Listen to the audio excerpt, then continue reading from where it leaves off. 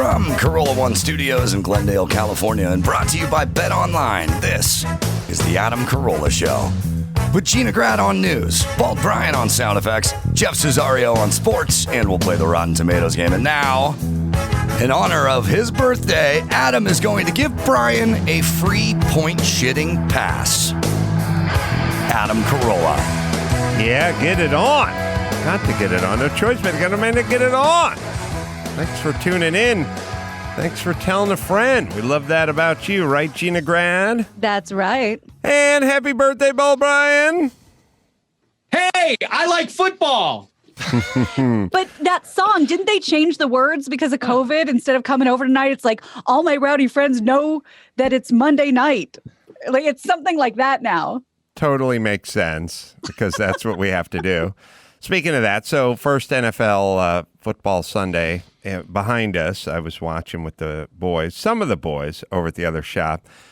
And we're watching, and, you know, some of the stadiums had, you know, a quarter. I guess they're going for a quarter full. You know, they're Yep. 20,000 people out of 80,000 people. But it's also, and then when they show the crowd, you know, air quotes, the crowd, everyone's just spread out all over the place. It looked like one of those mid-season baseball games when your team was 13 games under 500 and they'd go to the bleachers and on a Thursday night and there's like nobody there. Fine. Like, I get it. Makes sense. I don't get why LA can't do that. Like this, I guess what I'm saying is like, why is everything a goddamn statement with LA? You know what I mean? Like every other stadium has figured it out. Just the capacity is 85,000 people. Good. Let 17,000 in. Let them say they were there for the kickoff of your stadium and they'll spread out.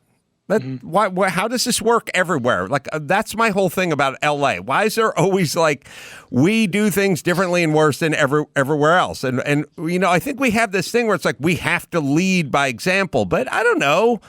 Let Louisiana, let them lead by example for 10 minutes, or let's whatever they're doing in college, whatever they've done in the pros, the ones where there's 15,000 people in the 80,000 seat stadium, let's just do that.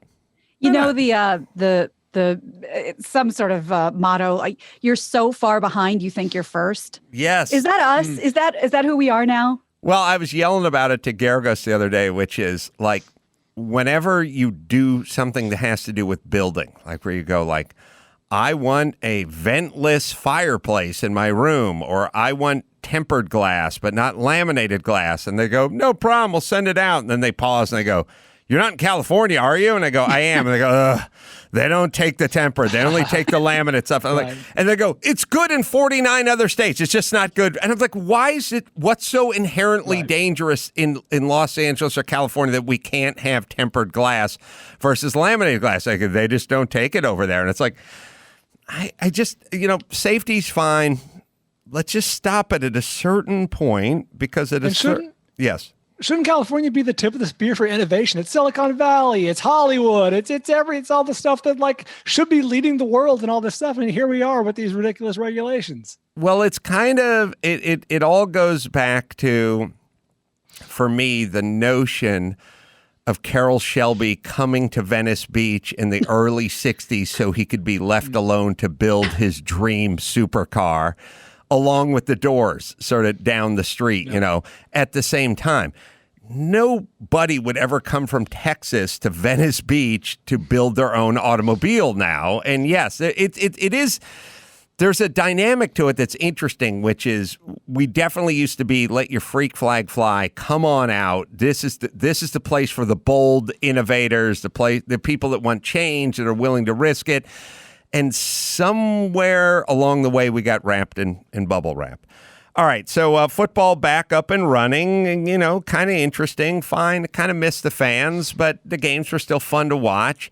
Did you watch the Chiefs-Texans game? Yeah, watched the Chiefs-Texas game. So I'm wearing my Kansas shirt today, even though they're Missouri, but a lot of controversy with a lot of Facebookers, and I would love to get your thoughts on this, both of you. So I didn't watch it. I only saw it afterwards. People tweeting, I am so ashamed of my home state and my home city and the booing. I am so ashamed that people were booing when they, you know, all got together and linked arms for unity.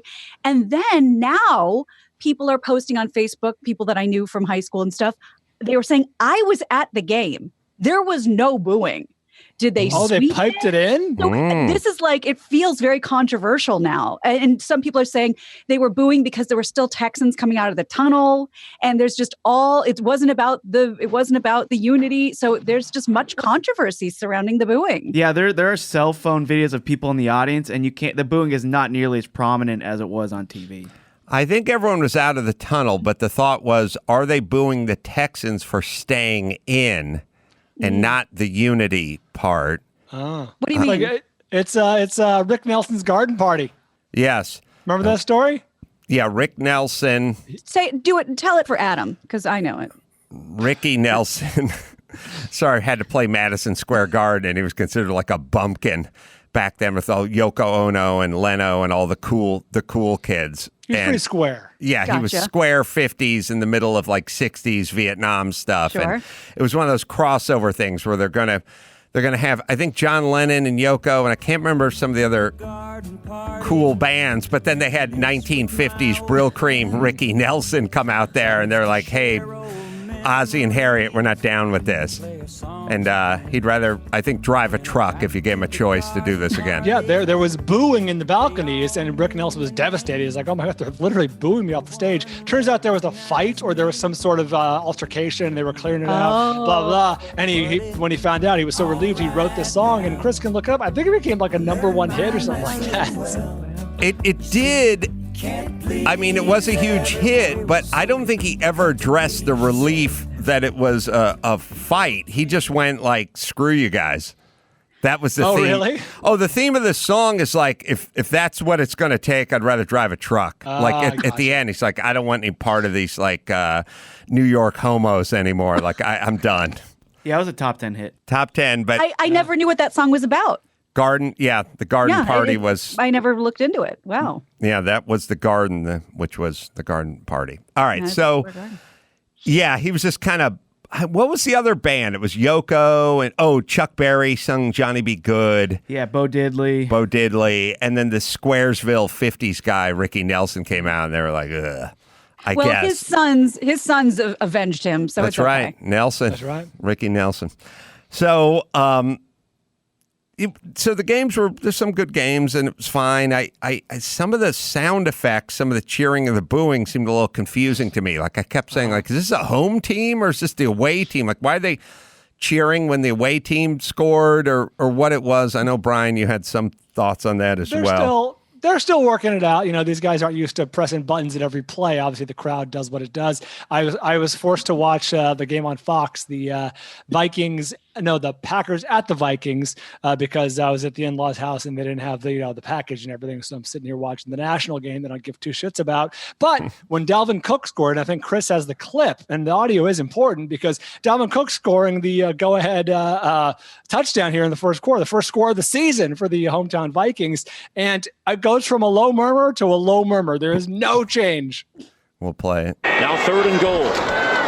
Cook is into the end zone. Touchdown, Vikings. Following his fullback, C.J. Ham. Low murmur. There's some carnage at the line of scrimmage. And again, I just go back and reference that game a year ago. There was no Dalvin Cook and at home. Turn it off. And at home. What I realized as I was talking to all these kind of old school guys that were watching the games with me, when I was young and we were dealing with sports, there was hatred. There was hatred if you were a Lakers fan against the Celtics. There was hatred if you're a Dodgers fan. Reggie Jackson. We didn't like Reggie Jackson at all. There was hatred. I hated the Pittsburgh Steelers my entire adolescent life. I hated them with a red-hot passion. And that's how it worked. Like there was the notion of Jack Tatum and Jack Lambert hooking arms before a football game would have been unthinkable. It's almost a betrayal. A betrayal. Like part of it was the team, the rivalry, and everything. But the other part was these guys hate each other. Like Jack Lambert hates everyone on the Oakland Raiders, and everyone on the Oakland Raiders hates Jack Lambert and hates LC Greenwood, and they hate all these guys. And I don't know if they actually hated each other, but they sure convinced me when I was 13 that they hated each other. And they kind of acted as if, like, there wasn't a lot of patting on the butt or helping up or, that thing that's kind of new, like when the defensive tackle rushes the quarterback, hits the quarterback, knocks him down, and then kind of helps him up or does the weird hands thing or something. No, there was none of that. Jack, No. They hated Dallas Cowboys and the Pittsburgh Steelers hated each other. You know what's to blame for this is, and I've mentioned it before, I think in the context of basketball, but certainly in terms of football, all these guys are growing up playing in the same all-star games, playing at like high school, like the Nike all-star games, playing in the same senior bowls and going to the same combine things. Like these guys are friends from childhood, like especially basketball. There can't be more than 12 NBA players, non-Europeans, 12 NBA American players who weren't like Nike All-Stars. Like these guys were like friends from way back. Yeah, so for me, the hooking of the arms with the Texans and KC, I just don't like the camaraderie of it before the game. I was always kind of okay with the handshake after the game. Yeah. And I look at like a prize fight. Muhammad Ali would shake the guy's hand, after the fight. It's the pre-fight, everyone's joking around and having a good time. That sends a very dangerous example to my son. All right, so I had this thing, and maybe it's the reason somebody invented Wikipedia, but I was driving my car, and I had an old CD. I got out my Aston Martin, hadn't driven it in a million years, had an old CD in it, and the old CD was a Graham Parker CD from March of 1982. I realized I was getting ready to graduate high school. I'd probably hit about a low water mark in my life. I was done playing football. I was clearly not going off to college. The economy was a shambles. I was going to graduate high school and just move on to like living in a garage and seeing if I could find a job cleaning carpets or digging ditches or something like that. And it was a Graham Parker album that I had that was in my car that I hadn't heard in many, many, many years. Obviously, back to 1982 is when it came out. And it was his first solo album, so he didn't have his backup band, The Rumor, or his band, The Rumor. He had a bunch of session guys. So I was listening to it now through my 56-year-old adult ears because everyone should go back and listen to stuff or watch stuff that they watched in high school and beyond because now... Start with the Goonies. Oh, come on, Bryan. Make your way to Love Boat, and then you go to Graham Parker. So I know it's an old... Yeah. It's a winding road. It's an old trope, but it's a trope for a reason.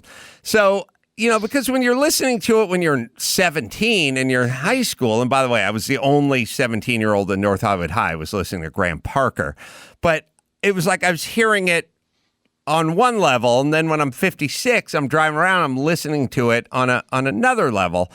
And so and also, by the way, the equipment is better now. Like I got 18 speakers in my car, and a couple of amps. Like the stuff is just better than it was. What I was listening to at home was a phonograph that had an 8-track, and it had a cassette player and a radio tuner, and I think a shower in it as well. Like it was just the stuff I was listening to was like my dad's Radio Shack, piece of junk. But I was listening to it with the clarity. By the way, in a modern car where you can roll the windows up and get some quiet, the old cars like wind whistling through the crack in the door and the windows and the weather stripping and everything. And I was listening to the album is Another Gray Area, and it's his first solo album. And I was listening to first song I was listening to was called Dark Side of the Bright Lights, I think. And I was hearing the guy playing the piano. So then I went and looked the guy's name up, and his name is Nicky Hopkins. And I said, oh, it's interesting. That's the part I like about life. As I get older, you get to find out like who these guys were, where they were, when they were, what they were doing. Also, you can read his bio. It's pretty long, so I told Dawson just to kind of selectively edit it. The first important thing is he first started playing the piano at the age of 3. Now he played with a shitload of awesome bands with the Rolling Stones. He did pretty much every album between the Buttons in '67 through Tattoo You in '81, except for Some Girls. He played on Sympathy for the Devil, No Expectations, Monkey Man, Lovin' Cup, Angie, the song that Angie Fitzsimmons had no idea existed. That's right. Waiting on a Friend, too. Great piano part in that song. Then he plays with the Kinks. From the album The Kink Controversy, the album Face to Face, Something Else by the Kinks, which is the name of the album, Something Else by the Kinks. Then he played with The Who. God, I love The Who. He played on My Generation and The Who by Numbers. He played with the Beatles, Brian. I was going to say, please believe me when I say I heard the name and I'm like, Nicky Hopkins, why do I know that name? One of the rare guest stars on a Beatles album, and you can count the guest performers on one hand. Usually they had George Martin play the guitar. They're like old ass producer. Like he played piano on Revolution, not just any old song, like one of the best Beatles songs. Right. He hit the electric piano on Revolution. Played a little bit with Harry Nilsson. It's important. Badfinger. He played with the Jeff Beck group after the Yardbirds disbanded, and that included Rod Stewart and Ronnie Wood. Did some stuff with Jefferson Airplane. There he is with John Lennon. Steve Miller Band, your favorite. Yeah, let's not hold that against him. So I was like, oh my God, this guy, he was known as one of the most prolific session piano players in the world. And he played with all these massive groups. And then he died in 1994 when he was 50.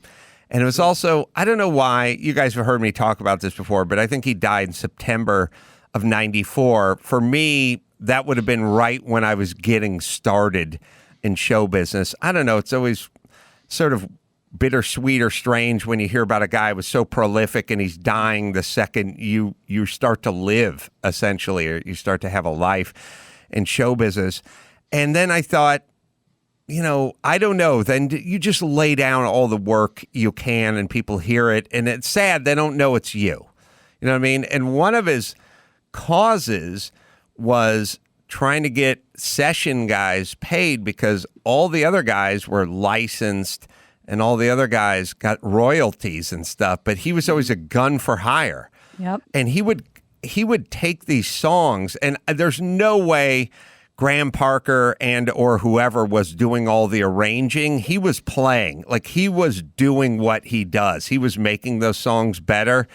He was tickling the ivory. He was tickling the ivory back there, but it's not like the guys he was playing with could play the piano or even certainly couldn't play as well as he could. He was playing along, making everything better, and then at the end of the day, he got $100.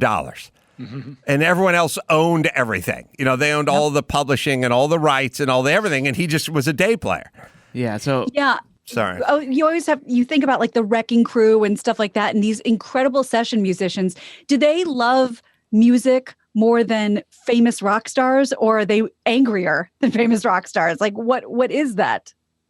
I don't know, but there should be. Part of his thing was see if we can get these guys paid. Well, he was in the room for so much of this stuff, and people don't really know his name. And somewhere in 1981 and a half or 82, he's playing with Graham Parker. And somewhere in 2020, I'm just driving my car going, who is this guy? This guy's good. I know this guy's good. And he was on his way to really making it as a real famous musician. He was picked up by Cyril Davies All-Stars, which had like Jimmy Page, Eric Clapton, Jeff Beck, and like this super group. And then when he was 19, because he had Crohn's disease, he had to go to the hospital. And they did a series of operations that almost killed him. So he's in the hospital for 19 months. And while he was in the hospital, Cyril Davies dies of leukemia. No. And so when he gets out, and he just can't. He's too weak because of his health. He can't tour, so he just had to be a session musician. Well, as I always say to everyone, are you lucky or aren't you lucky? He plays the piano at age 3. He's a prodigy. But then he gets Crohn's disease. But then he becomes one of the more celebrated session guys in the world because he's in there with the Beatles, and he's in there with the Who, and he's in there with Graham Parker. He did a lot of the Stones' best work, like Give Me Shelter, Sympathy for the Devil. In there with the Stones, but on the other hand, nobody knows his name, and then he was dead by the time he was 50. So I don't know. I don't know what the moral of the story is. I just know there's so many of those crazy, interesting stories out there, right? He was also a How many of these Scientologist. are there? Oh, sorry. Go ahead. Yeah. Imagine not getting royalties for playing on Imagine. Is that a lyric? Hold on. gonna say, Imagine that's a not deleted getting royalty. Yeah. And then I don't know, but then would you not do it? Because we'll forever hear his playing on everything. And then it's also, I always have this thing where it's like, I don't know how to play the piano. I don't know how to play an instrument. I can't sing. I'm not musically inclined. But if you're really good at what you do, then the lay person can kind of hear it, right? Like, I can hear how good this guy is at playing the piano, and I've never played an instrument. And it was part of his thing was he was in the background making everyone better in front of him, and I could hear him way off in the background playing his piano. Well, you want to play Crying for Attention? It'll be like it'll be a nice... a belated eulogy for the great Nicky Hopkins, who died 26 years ago. Now we're coming up on 26. Well, right about 26 years ago, right? I mean, right now? September, right? Yeah. Right. September 6th. Right, 26 years ago. Sorry. It was, I don't know, it's fun to pick out little pieces of life that have always been around and always floating around and unravel the mystery a little bit. And I was I was sort of happy with myself that this guy was so insanely prolific, and I'd never really knew who he was. I smell a new Chassis documentary. Well, I'll tell you the Chassis documentary that I stumbled across when we were sitting around watching football today, which was we were starting to talk about like Flo from is he Geico? Progressive. Sorry. Stephanie Courtney. Yeah. And so we're talking about all these people. There's the emu guy with the he's got the ostrich with him, and he's okay. There's all these guys. So now, wouldn't it be a great doc, all of these actors and actresses that became this person, the spokesperson? The Verizon guy. Yeah, it's all they're all there.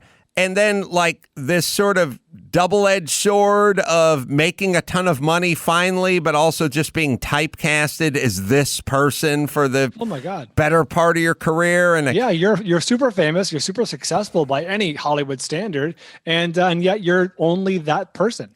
Yeah, and you're more famous. Flo is more famous than Daniel Day-Lewis.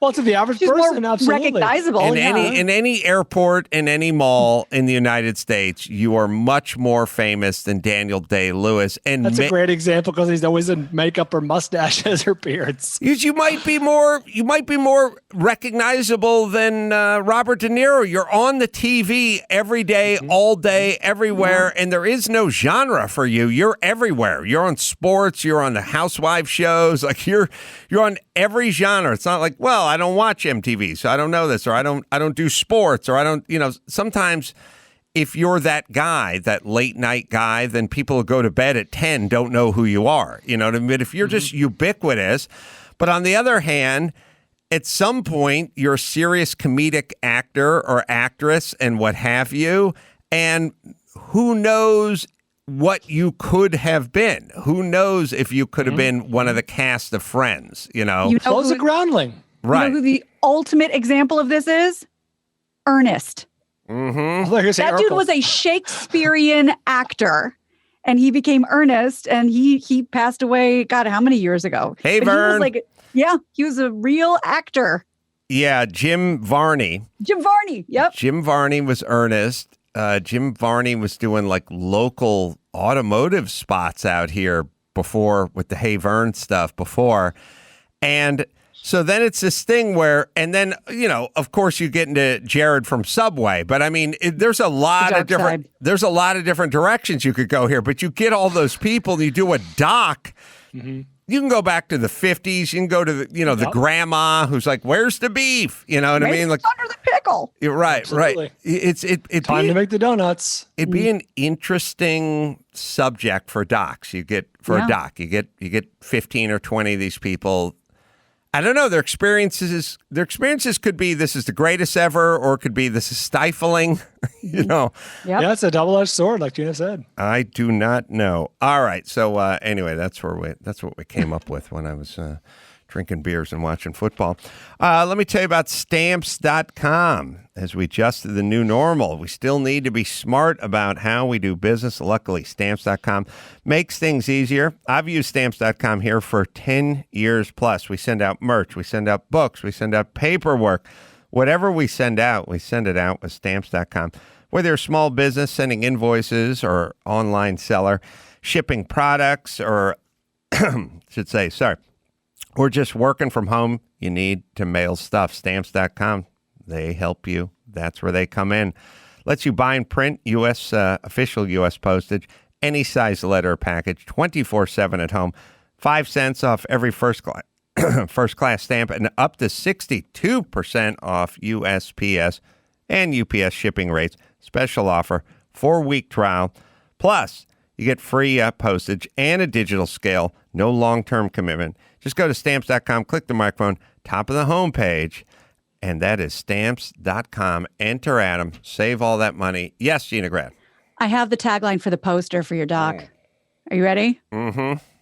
Life's a pitch, man. I like that. Yeah. Life's a pitch. You can have it. Yeah. It's not bad. Thank you. We're not going to use it, but it's not bad. It'll be noted. It'll be the subtitle. Yeah, it'll be the subhead. That's what I want. Yeah, I just thought, it's interesting because at the heart of all these people it's like any great, I'm going to think of this, but any great clown is first a great acrobat. And the Washington Generals who get beat by the Harlem Globetrotters, those guys were the best players in their high school team, right? Right. And all I'm looking at Dawson, the piano player who is the comedian, million years old. Like, Ernest Borgnine? No, but it sounds close, like Ernest Borgnine. Yes, it's Leo Borgnine or something, Leo Borgnine or whatever. That guy. First, you're a concert-level piano player, and then you're a comedian. Victor Borga? Victor Borga. Victor Borga, right. But he's a concert caliber pianist, and then he does it for a goof after that. So all these actors you're seeing, these guys are the funniest people in their groundling class. Like, these guys are, they have chops. They're good. They're strong, comedic whatevers. They could have easily ended up on any sitcom or anything, but they ended SNL, up here in SNL, and now they're here, and that's where they are. Yeah, Victor Borga. There you go. All right, why don't we take ourselves a break, and then we'll come back. We'll do the Rotten Tomatoes game right after this.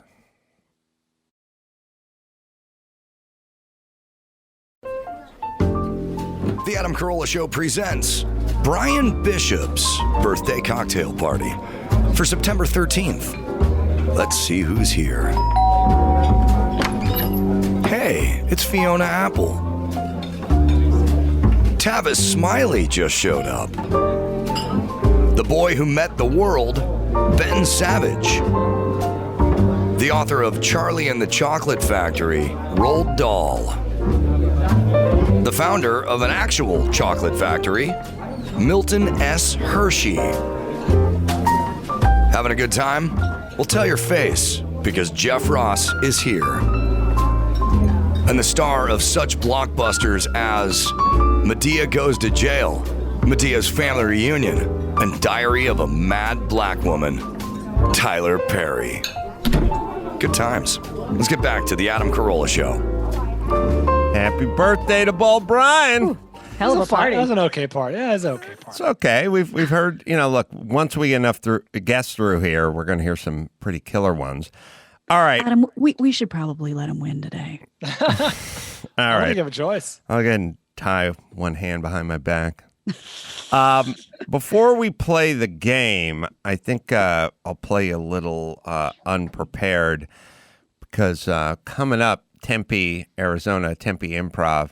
That'll be this weekend, September 18th and 19th. We'll do live podcasts there. And we'll also do, I'll do stand-up there.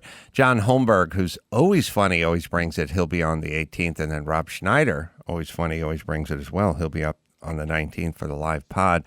This one is, where are we at, Houston? This is San Antonio. San Antonio. What's the subject of this one? Well, they'll yell it out because we didn't do the ball, so you'll hear the audience. Oh, okay. So they'll yell it out. Boobs. Trump and boobs. All right, I'll tell you Trump joke. Trump and boobs. Well, Trump's got a C cup. I like tits. I'm a fucking tit guy. Yeah. I don't know. I remember when I was like in junior high, you were talking about tits, and there'd always be one of your stupid friends that go, more than a handful's a waste. And I'd go, what the fuck you talking? Get that shit out of here. I like tits. I like big tits. I like when chicks tell you all the shit they can't do because their tits are so big, like I can't do jazzercise. I got these fucking things. Oh yeah, I wish I could do taekwondo. I can't with these fucking double Ds. I don't know. I don't jog. I'll get 2 black eyes. I can't do that shit. Next time a chick tells me that, I'm gonna go, yeah, I know, man. My balls are so huge, I can't shoot pool. I can't swim. Can't ride a mountain bike. Fucking that's fucking too. Maybe if I rested my nutsack on your tits, maybe we could find some, like a yin and a yang, like maybe we could find some symmetry, make some sense out of this thing called life with my big, prodigious nutsack. Yeah, I can. Well, there you go. That was. It's funny because it's true. It's funny because it's true, Gina Are you a Grad. big nuts, Gina? The biggest nuts, man. All right, so we'll be doing some of that coming up soon, like this weekend. And then Salt Lake City Wise Guys, Mark Garagos is going to come out there. And we're going to fly out with Mark, actually. Oh, now we're talking. That's how we got the invite to be on the show. I know. Like, when we do a live Reasonable Doubt over there, we'll do a matinee. So that's coming up on Saturday. That's the 3rd of October. All right, shall we do a little Rotten Tomatoes, Dawson? Listen to that noise. It's a high falsetto voice. It can only mean one thing, and you can feel it. Gossip names of flicks, and the gang makes their picks, guessing if it's rotten or fresh. If they guess it exactly, we'll get a bonus 5. It's the Rotten Tomatoes game. You know how we do it. Give me the Rotten Tomatoes game. Now it's time to play it. All right, so we love celebrating everyone's birthdays with their celebrity birthday cocktail lineup. Even though it's Bald Bryan's birthday on the day we're recording this show, an even bigger party animal is celebrating his birthday on the day you hear this show. And that is Jim Carolla. Oh, that's right. Adam, did you know that? Yeah, it was brought to my attention recently. In the last 4 seconds. So in honor of Adam's dad and all you September 14th babies, cue the trumpet. Let's get ready to scat, Daddy-O. Amy Winehouse will be there.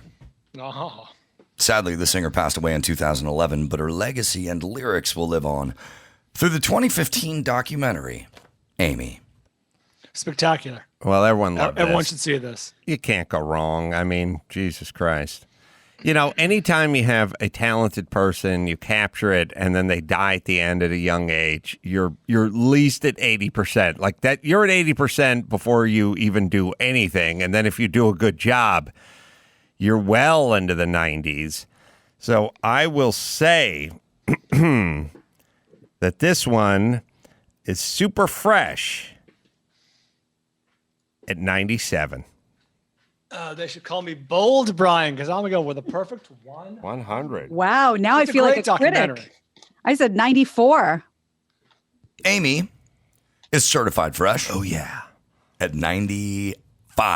Yeah, this is great. And the people at 87. I've always wondered, like the critics, in order to get it to 95, you have to have 25 critics out of the 219 go below 60%. I think it's significantly less than that. But yeah, there are some number that has to go, yeah, that's not for me. And what in this movie is not great. It's a downer, but the fucking bitch dies. Well, I mean, I just kind of did the math on the fly, but like 25 individuals out of, let's just say, 225 or 219. It's not. Maybe it's 20. I think it's 11. I think it's 11 individuals because 5 out of 100 would be 5% off 200, and then 1 out of 19. Oh, so right. I'm gonna go with 11. All right. Well, still, that's true. It's still more than 10 people gave it a thumbs down. Just That's crazy. Less than 60%. Sorry. Go ahead. South Korean director Bong Joon-ho recently took home 4 Academy Awards. But surely that celebration will pale in comparison to the thrills awaiting him at Jim Carolla's birthday party. Oh, my God. It's only been a year since its release, but let's check in on the score for last year's Best Picture winner from 2019, Parasite. This is an interesting one because I bet there's some blowback from people who saw it after the fact. Like this wasn't a huge release in America. It was out there, but I bet there were some people who saw it for the fact, like, nah, not that good. Yeah, So people lost their shit over this, and I'm in that group. I'm like, okay, I gotta see it. People won't shut up about it. I'm like, okay, yeah. So this Bong Joon-ho. That's right. So, Gina, I haven't seen it yet. What I think you guys may not be in the same camp here. Gina's a little lukewarm on it. I mean, it's cool, but I'm sorry. I meant in the group that Bryan was talking about that, okay, fine, I'll see it because the hype is so huge. I'll see it. And I'm like, yeah, it's cool. Okay. Yeah, but people lost their minds over it. To me, it's a very good movie. I thought it deserved to be up for Best Picture. I don't know if it was the Best Picture. It wasn't my favorite, but it's undeniably good. It's a very good movie. I am going to say that this is one of those films that the critics liked better than the audience. I can guarantee that's probably true. And I think it's one of those more critical, and I'm going to say it's going to be at least 10% higher with the critics than it is with the audience, maybe 15 or 20%. Therefore, the critics have it at 91. Yeah, I'm at 96, and I might be low. 91. Parasite is certified fresh at 99. Wow. God. All right. Yeah, I remember it was 100% at one point, but that was before 450 fucking people reviewed it. Wow. Yeah, people had it at 90, so it wasn't quite 10 points, but close. Very close. though, 9 yeah. points is pretty close. Actor Andrew Lincoln is probably most recognizable to American audiences as the lead of the hit zombie series The Walking Dead that Adam loves. Oh, I love zombie. I love bat movies and zombie. I want to wait. I can't wait to see the Batman. Yeah, vampire mythology is good. Screw Batman. Dragons. Yeah, someone has to do another super original zombie movie. That's so original. All right. But before The Walking Dead, Andrew Lincoln tried to make actress Keira Knightley swoon in one of many stories told in the 2003 Christmas classic, Love Actually. Hold on, let me get my DVD copy. You and everybody else, and I have never seen this, and it's just never. Gina, it might be your new favorite movie. You've been saying that for years, and you'd think I'd listen, but I got no interest in this. So I don't good. know. So this is the definition of a rom-com. This is, I would say, a lot of people consider this the best rom-com. It's very smart. It's fun. It's breezy. It's not stupid. This is a good. I'll go ahead and tell you guys, this is a good movie. All right, so where are we at with the critics? I mean, rom-coms don't get into the 90s. But it's very British. Very British. Does that help? Yeah. I've never seen it, but I think everyone seems to love this movie. I'm going with 89. Ooh. close to it, 81. 87. Love Actually is fresh. Oh, yeah. At 64%. Oh, listen to should've trusted my Brian. gut. God damn it. To take the downgrade into effect for romantic comedies, like you said. I know, but 64, like That's the best stupid. romantic comedy of all times in the barely mid-60s? Ugh. I love it. Yeah. Actor Sam Neill will also be attending the party. Between Jurassic Park films, the actor appeared in a much darker science fiction film. He and Lawrence Fishburne co-star as members of a rescue crew investigating a spaceship that disappeared into a black hole and returned with something sinister on board. From 1997, Event Horizon. Yeah, I got no idea here. I saw this in 1997, and despite it not being a great movie, I remember several things from that. It left an impression on me. That's cool. So 97, you said? Yeah, I'm trying not to give it away. No. All right, let's see. I'm going to say 55%. Oh, geez, I didn't write down a number. No, I was definitely going to go lower than that. 33. Ooh, kind of split the difference. 48. Event Horizon is rotten at 28%. Not a good movie. I guess I shouldn't look at the bottom of the poster where it says 55% anymore. I think that's the. What was on the bottom of the That's what they're blowing it up to. That's what Yeah, they're that's the zooming it size out of the to. image. Don't go with that. Oh, God damn it. If I had to intel, It said 55% at the bottom of the poster. I don't know. That's outstanding. What else am I supposed to go off of? I haven't seen this movie. it says 100%. Yeah. That's not good. What no did we reason to see learn? this. Is there an IMDb next to it, or what numbers are those? I'm looking at the bottom of this poster. Those are just files. Like he zoomed in 81% to this movie poster. Oh, I'm glad I didn't see the 81. Yeah. What? I was looking at 55. I could have got burned with 81. Yeah, it was probably smaller than the first one. Oh, that's bad. Finally. Well, make it smaller next time, would you? Yeah, all right. We're going to spice up the party with one of the illest rappers to ever play the game, Nas. He and Jim Carolla are going to have plenty to talk about. Oh, yeah.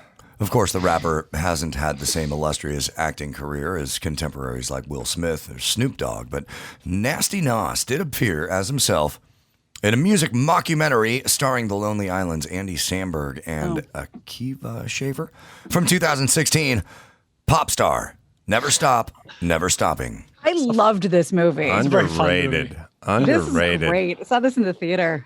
Yeah, this is one of those movies where, maybe I'm a little defensive about this as a guy who creates comedy. But it's like, why do we have to put the jeweler's loop on and sift through comedies all the time? Like, why do we have, Parasite, 99, like, Defending Your Life, 72. You know what I mean? Like, why so difficult with the comedies? Like, you do a funny comedy. Or the stupid reviews were like, I laughed a lot, but still, this left this reviewer like, oh, you laughed. So pardon Or me. a number of laughs, but Yeah, what do you want? It's a comedy. It's the same thing with your porn theory. That's right. You ask a comedian, did you come? Did you come? That's the question. Did you laugh? Did you come? So the point is like, this is a funny movie. It was pretty innovative, had a lot of really funny, interesting things in it. And maybe it'll be 68, maybe it'll be 72, but I don't know. Why not into the 80s? Why not? I laughed all the way through this movie. Why is it going to be 57? I'm like, what do we get so snobby with comedies for? And then we get all, if you do a doc, if you do, a 20 Feet from Stardom, or if you do the aforementioned, God, what were we just talking about? Defending Your Life? Oh, Parasite, or no, but Love Actually? Oh, Amy or something? Amy Winehouse. Yeah, that's 99, and then this is a comedy. Comedy's hard to do. It's hard to do 100 minutes that are funny straight through, and the people that do it should get more than a 66. That's all I'm saying. All right, so we all saw this movie. We all laughed, but we also I've seen it several times. Yeah. we also know that the critics they're not going to give it the love. Now I'm way behind here. because I was misled on the last movie poster. You were. I was. So this movie should be 80, but I got to make up some points. It's good. I'm going to go low. I'm going 55. Yeah, you threw out a lot of numbers, and I've been around this game long enough to know that one of them will be the score. That's right. So I went with 72. Mm-hmm. I think you may have thrown out this number. You said, will it be above 66? No way. I think it gets a little bit of bump because of Judd Apatow and Lonely Island, and that's kind of a cool thing to be associated with. So I said 65. Popstar, Never Stop, Never Stopping, is certified fresh at 79. Now we're talking. Wow. And the people had it at 65. Oh, my God. Wow. Big birthday win. All right. Gina Grad. Yeah. Congratulations. You made the podium. All right. With a score of 66. Adam Carolla. You also made the podium.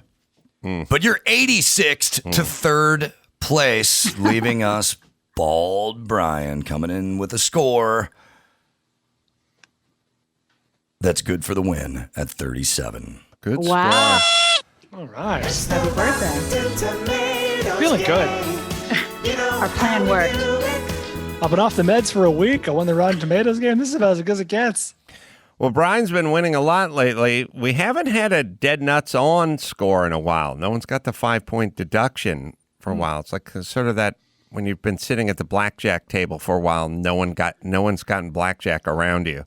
But Bryan has won at least 5 of these things in a row. All right, Max Pat, I have a thought about Air Force One, so look for a picture of Air Force One. And then, and I'll tell you about, not the movie, I'll tell you about BetterHelp. BetterHelp online, licensed professional counselors who specialize in depression, anxiety, relationships, sleep, anger, self-esteem, and more. Connect with your counselor in a safe, private, online environment. Anything shared is confidential. Simply fill out a questionnaire. It'll assess your needs, get matched up in under 48 hours, easy to schedule, secure video or phone sessions, plus exchange unlimited messages. There's a lot going on out there, and as you guys know, lots of very topsy-turvy society. We need to kind of get our heads right, people, and that's where BetterHelp comes in, and maybe you don't want to leave your house, so you just do it with a video session or a phone session. For any reason, if you're unhappy with your counselor, you can request a new one anytime, no charge. Join the over 1 million people using BetterHelp. In fact, so many are using BetterHelp, they're recruiting additional counselors in all 50 states. It's BetterHelp, right, Dawson? BetterHelp is a truly affordable option, and our listeners get 10% off your first month with discount code Carolla. So why not get started today? Go to BetterHelp.com/Carolla. That's BetterHelp.com/CAROLLA. Talk to a therapist online and get help. Hey, Max Pat, you got to find Air Force One. You also have to find a Thunderbirds as well, the Air Force Thunderbirds. Not the TV show or the movie or whatever it is. But I was looking at Air Force One. If there's one good thing to come from this whole COVID business is the stuff I've been yelling about for years, which is when, remember I'd always say President Obama would come into LAX and then the whole motorcade would go all the way through Los Angeles to the Dorothy Chandler Pavilion, and they'd shut down Wilshire and they shut everything down. I'd go, do it from the airport. Do it at the hangar. Yep. Do it at Air Force One. You wouldn't have to, you could fly into LAX. You could get off the plane. You could do the whole thing there. The mountain could come to Muhammad. Everyone could go there and you wouldn't have to shut the city down. Well, I think maybe due to this COVID business, at least Trump, I feel like, is doing some of his rallies in front of Air Force One at the airport or in the hangar. And I started looking at Air Force One and I was like, it's got a weird kind of turquoisey and a blue and a white. And I thought, what's this got to do with the United States? This sort of Caribbean color combo. Like, it's pleasing. It's aesthetically pleasing. And now that I look at it, I'm now looking at it and realizing it's like camouflage from the bottom. It's supposed to look like the sky, I guess. Oh, okay. Yep. But right on top. I blew on the bottom. If you think about it, if you find me the Thunderbirds are just red, white, and blue, and eagles everywhere, and pow. I'm surprised Trump hasn't painted Air Force One. I mean, they are just stars and stripes and reds and whites and eagles, and you can find. What the hell am I looking at? Other shots. Crazy. Is that real? Yes, these guys fly 4 inches away from each other. But Max, I appreciate what you're doing, but probably see if you can find a cleaner, just kind of single shot of the Thunderbirds. But not quite yet. You got to get the top. They have like eagles' wings on the bottom. They have like wings painted on the bottom of the wings. They have like bird wings on the bottom and the top, and it's all red, white, and blue. It's the most patriotic thing ever. So what I'm saying is how do we end up with Air Force One? And as I look at it now, maybe it's a camouflage. Maybe it's a form of camouflage. For some kind of surface to air, attack. Yeah, like you couldn't. Well, it's not you couldn't see it, but you'd have a more difficult time looking up and seeing the light blue underbelly of that plane.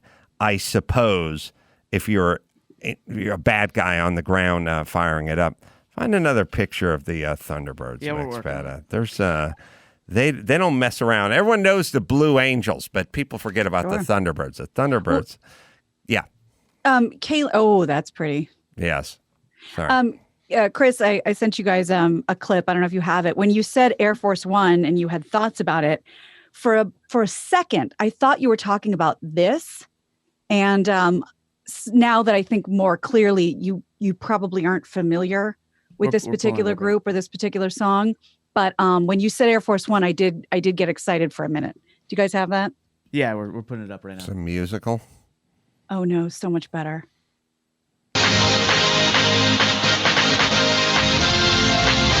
Oh no! On my birthday? Force One.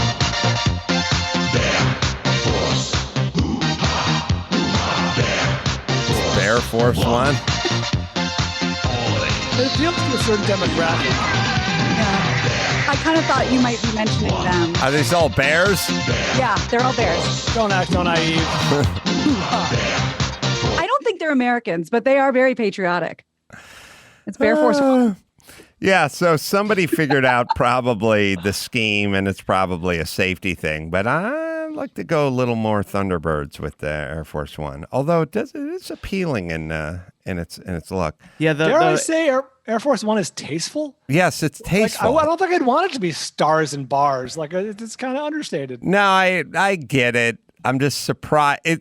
I kept looking at going, this is an interesting combination for the United States president's airplane. And then I realized, it's light blue at the bottom because if you're looking up at the light blue, and then it's dark blue at the top, I guess. And it's got the white in there. I think they're going for maybe a little bit difficult to pick out at night or something, some version. It was also chosen by Jackie Kennedy. That it's actually called Jackie Kennedy Blue. So really? This colorway, yeah. What was it before then? She's got a good eye, that Jackie Kennedy. Good aesthetic. Yeah. Yeah. It begs the question, did they have an Air Force One before 1960? Yeah, I think they had one. They had a prop plane, but I don't know if they called it Air Force One. It's kind of interesting. You can look that up. All right, Have you guys ever been to the Air Force One at Sylmar, the Reagan Library? Yeah, see me. Have you been through it? See me, right? Yeah. It's crazy because you walk through it and you're like, it's like everything feels so old fashioned. Like this was it. This was the lap of luxury. Air Force One, the Reagan's Air Force One, which is at the Simi Valley Reagan Library, which I have been through. Don't go through that plane and never sit in the actual Batmobile. You'll just go like, ugh, it's so junky, it's so fake, like it's bad 80s stuff. Like it just seems all the stuff you hated about the early 80s, that's what the inside of that plane feels like. Yeah, so when Kennedy first got the plane, it was in red and metallic gold, and he felt it was too regal, so he had his wife pick out Wow. some new colors that was a little Red and softer. gold. Yeah. Interesting. He must have got caught fucking around with the secretary or something like, oh, okay, why don't you paint the plane, sweetheart? We'll call it a draw. All right, let me hit Simply Safe. No one should feel unsafe at home, period, and that's where Simply Safe comes in. Protect your home. Get free shipping, 2 eyes in there, at simplysafe.com/Adam. That is simplysafe.com/Adam. All right, let's take a quick break. We'll come right back and do the news right after this. I'm going to take a quick whiz. All right. I love Bear Force One. I think they're Swedish gays. Yeah, sorry about that, Gina. Is that what they were had a lot of singing? stuff going on at once. Oh, sure. It's Bear Force They One. were singing Bear Force One. That's Yeah, hoo ha, hoo ha. That song's been on my radar for many, many years. Your gaydar. That's right. Oh, Bryan, did you talk to Tom? Oh God. Yes. The long story short is yes, and you have a package here waiting for you, which please get ASAP, maybe tonight. Okay, yeah, I'll come right by after the show. Cool. Drugs. Mm-hmm. Was that not clear? Was that not clear?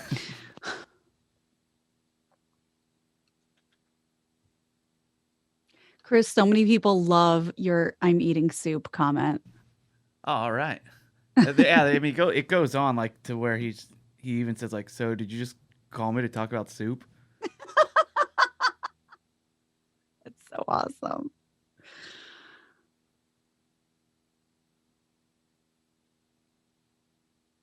By the way, when you Gmail me on there, it dings on my end. Do you hear it?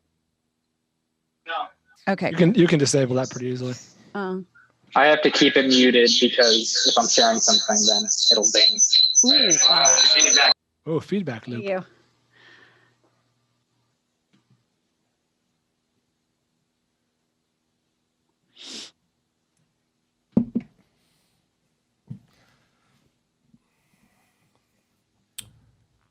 Okay, here we go. All right, and Jeff usually signs on earlier, so I'll Okay. just let you know as soon as he's on. All right. Give me the news with Grad. News with Gina Grad. Breaking viral, all those crazy Trump tweets. Give me news with Gina Grad. Trouble in the Middle East. Celebrity drunk meltdowns. Need news with Gina Grad. The news with Gina Grad. From yachting to prison in a matter of hours, or at least jail, at least confinement. Former UFC and mixed martial arts champion Conor McGregor was arrested in France Saturday in response to accusations of attempted sexual assault and indecent exposure. That complaint was filed on September 10th, just a few days ago. The attempted assault allegedly took place at a bar, according to TMZ, but no other details about the incident have been confirmed. McGregor is being held in custody on the island of Corsica, where he was vacationing. That was according to TMZ Sports. A spokesperson for McGregor sent an email. Conor McGregor vigorously denies any accusation of misconduct. He has been interviewed and released.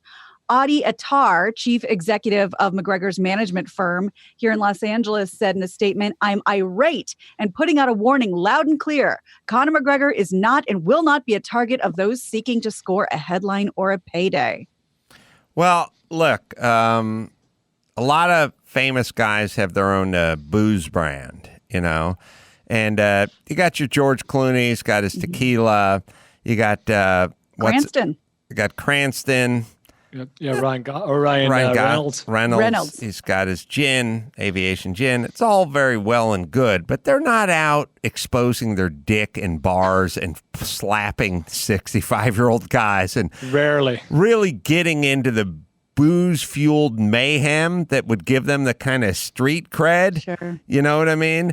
And I feel like, you know, McGregor's I think he's got a scotch out. But the point is he's living the life of Right. going out, getting loaded, punching strangers, exposing himself, you know. Throwing dollies. Making it authentic. Like his activities are booze-fueled activities. You know, sitting home and running lines with your wife is, sorry, Cranston, we're all big fans, but this is not.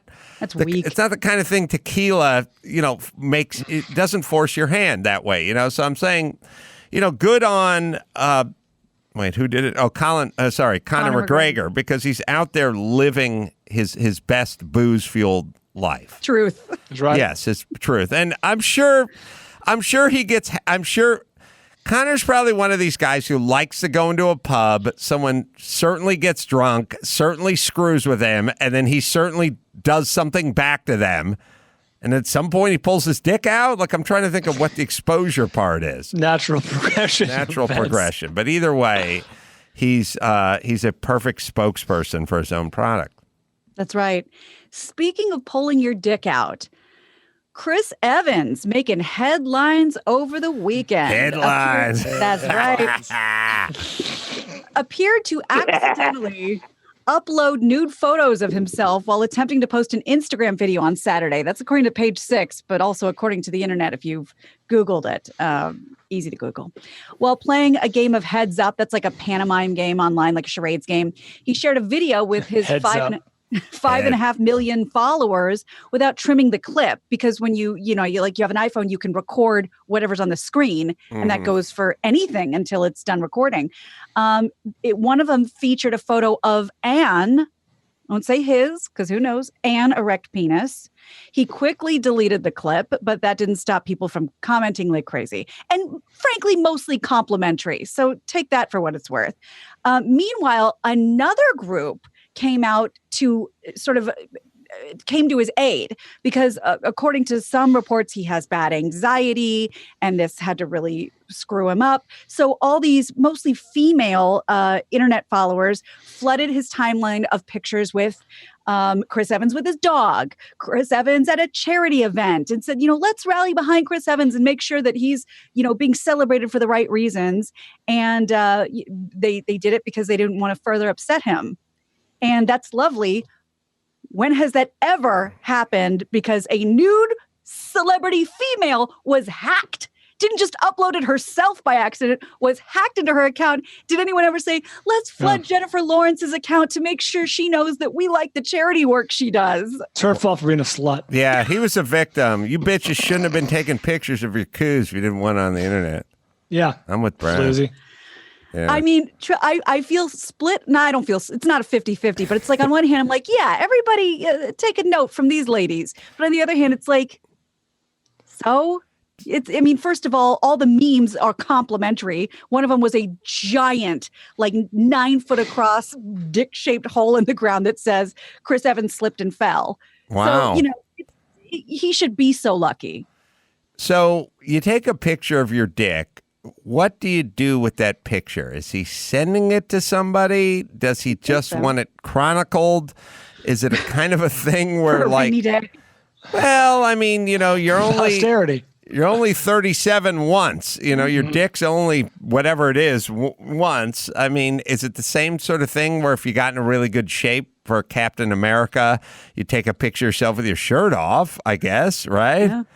Yeah. But is the dick pic for somebody or is it for posterity? And then what woman really wants a dick pic? Like, what woman really wants a dick pic up from Chris Evans? Probably a lot. Well, yeah. Yeah. I guess that's true. Got to figure out. Yeah, you have to take into account who the dick is attached to. Right. It's true. Yeah, so it's attached to Chris Evans. Big factor. Yeah. And it got compliments across the board. Gender be damned. Did you see it? I did. And what's good about it? Well, I can tell you what other people complimented. Yeah. It's very, very wide. Mm-hmm. And that seemed to really please a lot of people.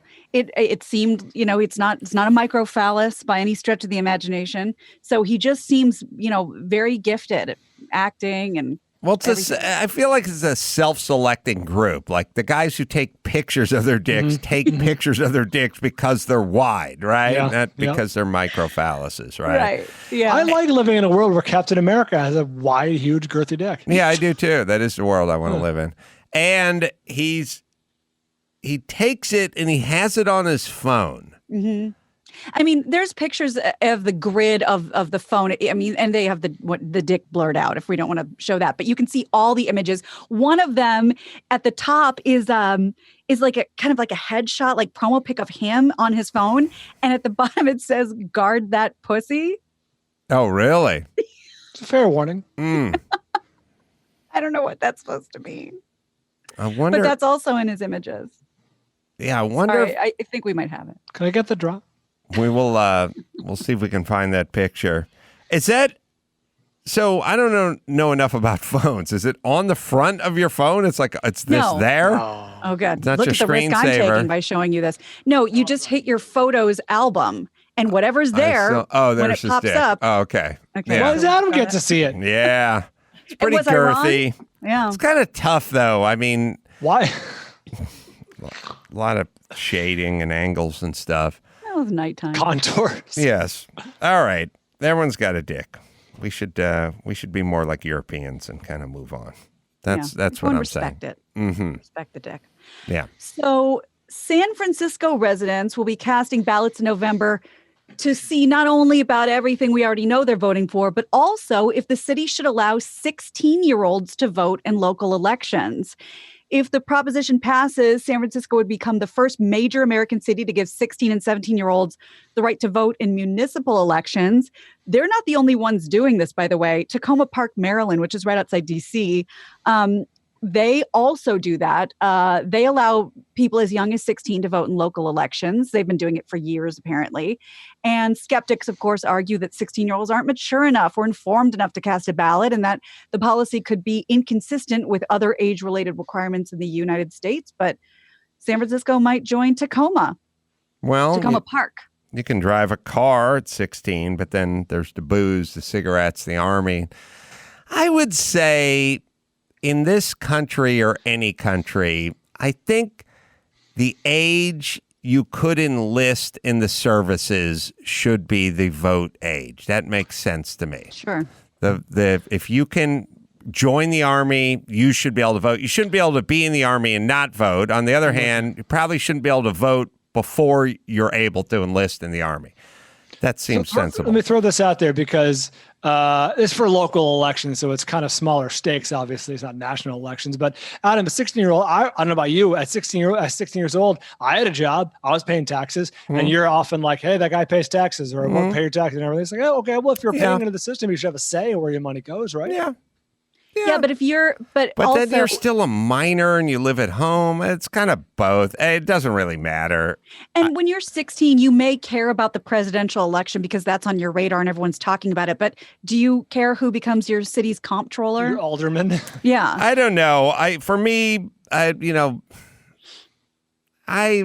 like 18. I like the military thing, but I would also say cigarettes and booze. Might as well move the booze Across to the board. 18 as well if you're going to join the army. Once you can join the army, you should be able to drink, or it'll be 21. But if you do join the army, you can drink at 18. Maybe that would entice more people to sign up. But I don't have super strong feelings about it. Although 16-year-olds now are like 12-year-olds of yore, so we have to adjust for inflation, right? That's a good point. Right. Yeah. So technically, we should all be waiting till we're 25 when we can rent a car without supervision and everything else.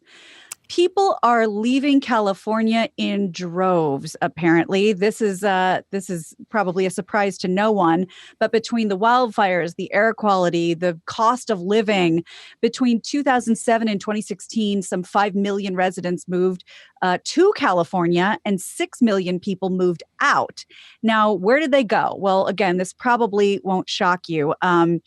According to the census data in 2018, more than 86,000 people left for Texas, 70,000 left for Arizona, 55,000 left for Washington. And voters have considered some serious or some condition to leaving due to high cost, heavy taxation, and political culture. Now, people making less than $55,000 or less a year were mostly moving out of California during that time. People making $200,000 or more started moving in, but far less of them. California's 40 million residents are only seeing the state's issues exacerbated in the pandemic, as we now have all the COVID cases and the wildfires, and we're kind of shining a light on people exiting again. You know, I have this thought every time I go down to Malibu, which is, you know, a nice home on Pacific Coast highways, $10 million. You want to live like right next to the ocean, but you can live in Van Nuys in a crappy apartment and just drive to the ocean and use it. And there's a lot of people, I've noticed, the people who probably get the most out of the SoCal experience are probably the Hispanic culture, because they pack up that car, they bring it all down to Malibu. They got the hibachi out, they got all the stuff out, and they're just using the beach. Like, they're just going to go out there. They're in the park. They're throwing the barbecues and the parties and the soccer games. Smell awesome. Right. They got the piñata swung off over the tree branch there. Like, they don't have to maintain the park. They don't have to do anything in the park. They don't have to do anything in the beach. They're just using it. And it always kind of strikes me that the people that pay $10 million for the house and pay all the taxes and pay whatever, they're not even using the beach as much as the group that lives in the bad apartments that are 11 miles away are using the beach and or the parks and that whole world. And I just always thought, if I was out here, if I was, I've always kind of said that, like if my son, it wasn't going to have a go at it, wasn't going to make a bunch of money, wasn't, going to be a captain of industry or anything, just go get a little apartment, live in Santa Barbara, and work at a Starbucks and just surf all day. Like, just use it. I don't know why I marvel that the houses along Malibu are $10 million, but if you want to drive for 45 minutes, you can just use the whole place for free and then just get up and leave. You don't have to pay those taxes. You don't have to own those homes. You don't have to do anything. Pretty sweet deal. Yeah, and I feel like in Los Angeles, the Hispanics have figured that one out. And then what is really the big difference? Like, if you live in a crappy apartment in the San Fernando Valley, but you get up early Saturday morning, you pack up all the flank steak and the hibachi and the blankets and the kids and the whole 9 yards, you just go to Malibu and you just bivouac for 10 hours, then aren't you essentially spending your days in Malibu? Like, aren't you? Essentially, it's like you have that real estate in Malibu. Yeah. Minus for those hours you do. Right, minus all the taxes and everything else. So, now it's interesting that people that make 200 are coming in and people that make 55 are heading out, because it seems to me like the 200 club is going to start heading out pretty soon too. But I don't know, maybe California will have a little turnaround. I don't expect it will, but how so? I don't know. Maybe there'll be a kind of a, I don't know, Giuliani type New York Renaissance or something, where someone comes in and goes, "We're fucking cutting taxes, we're cutting regulation, we're getting tough on crime, we're going to get this thing back. We're going to steer this thing back." That'd be wonderful. From where we're going, which is just sort of further in this weird direction of more, bigger. Like I said, when I knew we kind of jumped the shark when I was out on a boat with the guy who ran the Staples Center.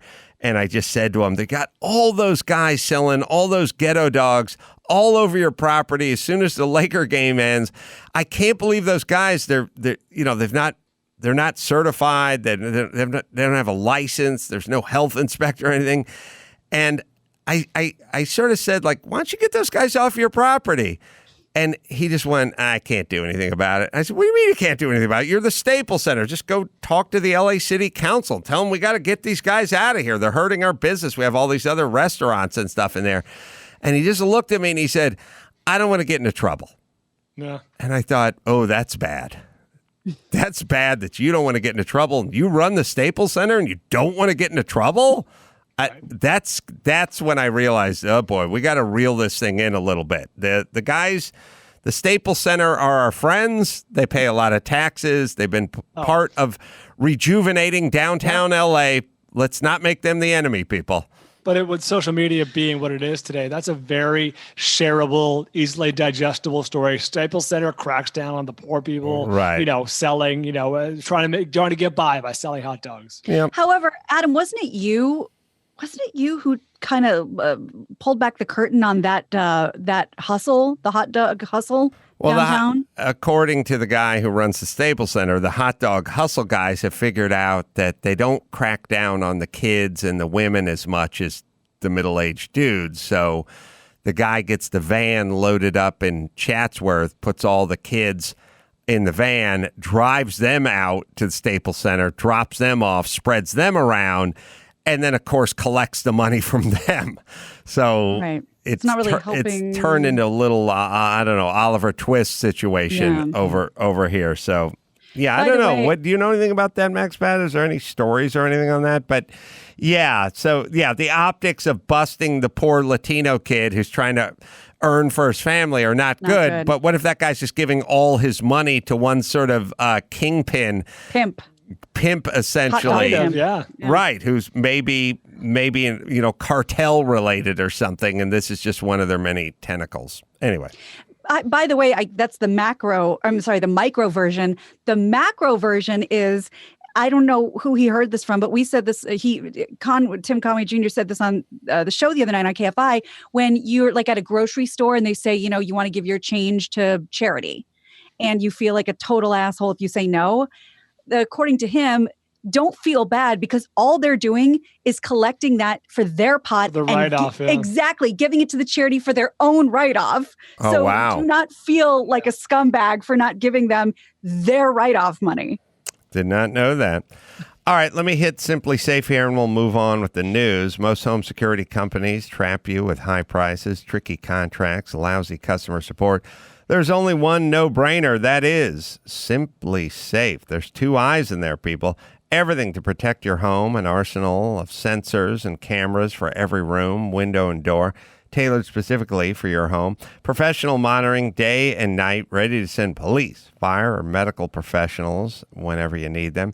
Set up in under an hour, just peel and stick. No technician required, no contract, no pushy sales guy, no hidden fees. No fine print, starts at just $15 a month.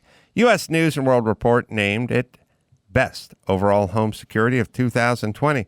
It's Simply Safe, right, Dawson? Head to simplysafe.com/Adam and get a free HD camera for our listeners. That's simplysafe.com/Adam to make sure they know our show sent you. All right, what else we got, Gina Grad? A lock of Abraham Lincoln's hair, along with a blood-stained telegram about his 1865 assassination, have been sold at auction. They got more than they thought they were going to get. Anybody have a guess what it's sold for? As a package or individually? Well, that's a good question because the picture, which they'll put up in a second, is just the lock of hair, I think. Mm-hmm. But I should look into that, but we have the lock of hair picture.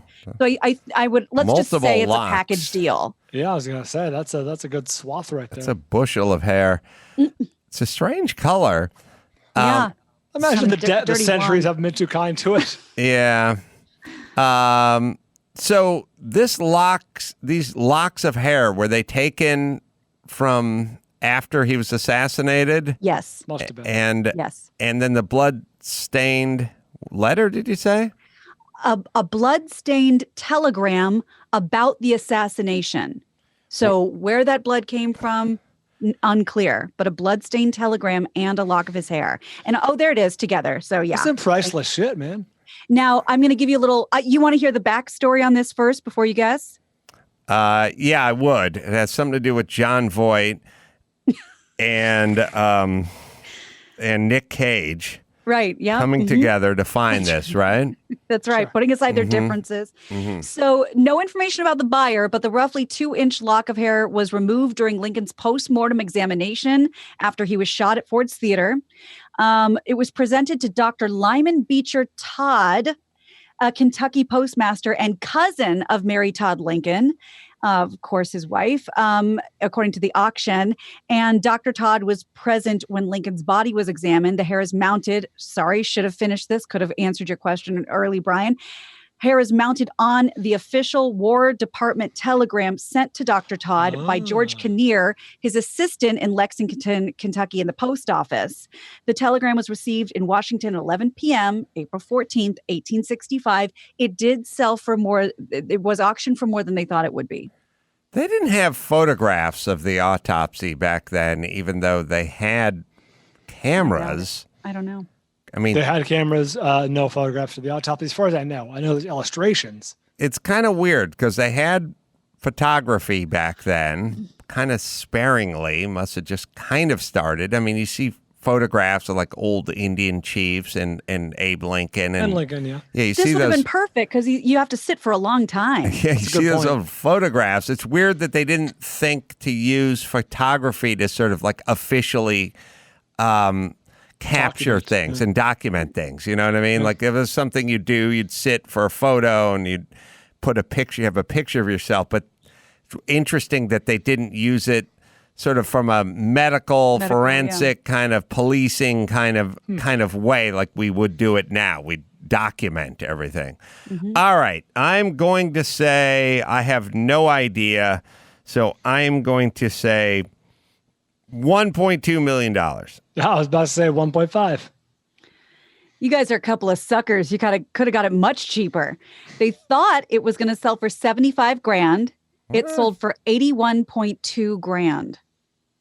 That's surprising. Yeah, it's not. I mean, you can get a loaded Ford pickup truck for $82,000. They're not making more of Lincoln's hair. Right. True. Wow, I'm surprised. Speaking of old timey photographs, you know why when the little babies were always in white dresses, you know, whether they were boys or girls, on a flurry, like ruffly white background? Because a lot of times the mom or a person was sitting on a chair with the baby on their lap and put like a ruffly sheet over them to keep the baby still and in place. So they're usually sitting on someone's lap in those pictures. I thought that was kind of interesting. It is pretty insane, the first photograph. I mean, the first notion of a photograph. I mean, if you really just think about the concept of a photograph, like you could see somebody and for, you know, eons, people would just draw a picture of that person that was sitting across them, sitting in we'll do a portrait of the queen. But the actual capturing of that person is pretty insane if you think about it through the eyes of a person who was born before it existed, right? The actual capturing of a human being or anything, a bird or a waterfall, like it didn't matter. But hundreds and thousands of years of drawings of like pharaohs and nature and like everything, and at some point it's like, nope, that is the actual person. Or that is the actual river, waterfall, or landscape. Enough with this photorealism bullshit. Yeah, it's kind of pretty crazy. So do we just at this point consider it undignified to take a picture in a courtroom? I mean, why aren't we doing that? It's a bit of an antiquated rule, seems like. I mean, it's just gauche? It's just that it's a weird part about being human where we go, here are the rules. And we go, no photographs or no filming. And we go, all right, now let's defy ourselves by hiring a guy to draw a picture of the same thing that we could have taken a picture of, but we're going to just have this person. It's the Shabbos Goyim. You know what I mean? Like, here are the rules. Okay, now let's see if we can defeat those rules. Yeah, it's a very interesting part about society because it's like, who made these rules? It's not like these rules. I've always said it's not like our alien overlords imposed these rules and then we thought we got to get around these rules somehow. We'll have a courtroom sketch artist. These are our rules. We made these rules up and now we're actually going to work around our own rules. Their religion is filled with this stuff. Oh yeah. It's a very interesting sort of human. It really doesn't make sense if you think about it. We make a rule. I've yelled about this a million times. There's no photography and there's no cameras in the courtroom. Fine. But there shall be an artist who shall attempt to recreate as close as possible to what a photo would be. at $200 an hour. Right. And to further confound all of us, cameras are allowed sometimes. How many times have we seen a picture or OJ or whatever footage, from the courtroom? It's like, there's no rhyme or reason. Well, and that's the thing, like back in the old timey days, like say, keeping kosher or whatever, those rules were sort of for safety and sanitation reasons. Right. So, you didn't want to eat bottom feeding, crustaceans and stuff like that would make you sick. So they made it a rule. But, do we evolve? Do we not evolve? Yeah, I don't know. But for me, coming up on 2021, you could just get rid of all the stuff that didn't make sense. It was always, I go back to me in 1986 with the fresh tracks from the wet tracks from the street sweeper that went by, and me trying to pull my truck in and park and work in Koreatown doing earthquake rehab, and the guy's pointing at the sign going, no parking between noon and 2 for the street cleaner. And I'm like, he just went by, and now it's 20 minutes to 2 and I got to work. And he's like, I'm giving you a ticket. I'm like, it's for the street cleaner. He just drove by. Can I just pull in and park on his wet tracks and get on with this? It's like, nope, you may not. It's like, there's a lot of that in this world, and I don't get it. I really don't. This is just man on man crime for no good reason. I get the part where you mug someone and steal their wallet. You're a junkie. You need money. Like, that's fine. I get it where you steal people's food. Like, I get a lot of stuff. I don't get why there's the rule on rule crime amongst those who aren't criminals. We do just so it's I'm going through the airport and my toothpaste says 4 ounces on it, but it's almost empty. And they go, the law for spirit of the law. 3.5 ounces is the max. I go, it's empty. It's empty, but says 4 ounces. I know, but it's empty. But 3.5 is the max. Like, I know there's not 1 ounce of toothpaste in this. It says 4.0. Like, that is something we should strive to avoid as a society. And by the way, getting back to sort of California has more of that than any other place in the union, and that's part of the problem. California is just dripping with that kind of stuff. But look at the other side of California. Our streets are clean. Everybody's taken care of and sane. Mm-hmm. You can drive. Right. You can fill up your car for $12. That's right. Oh wait, none of that. All right, let's do one more, Gina Grad. All right. Well, science is going a little old school, and it's a little controversial, but it's making kind of a splash right now. Australian scientists say the venom from honeybees has been found to destroy aggressive breast cancer cells in a lab testing. The venom and a compound in it called melatonin, TTIN, were used against 2 cancer types, which are hard to treat. The discovery has been described as exciting, but scientists caution that further testing, of course, is needed. Bee venom has previously been found to have anti-cancer properties for other types of cancers, such as melanoma. But the researchers warn more work is needed to see if venom could actually work on a scale as an actual cancer-fighting drug. Researchers, I should say, never want to be out of a gig, because whenever they have a breakthrough, they just go, "Oh, slow your roll." A lot more research is needed. Don't quote me on that. Keep your checkbook out. There's a lot more to be done over here.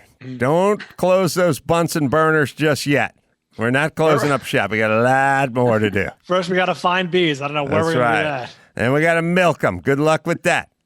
So just get those checkbooks back out, because we got a lot more to go. Nobody warns like researchers. They come up with the greatest thing ever, and then they go, but hold on.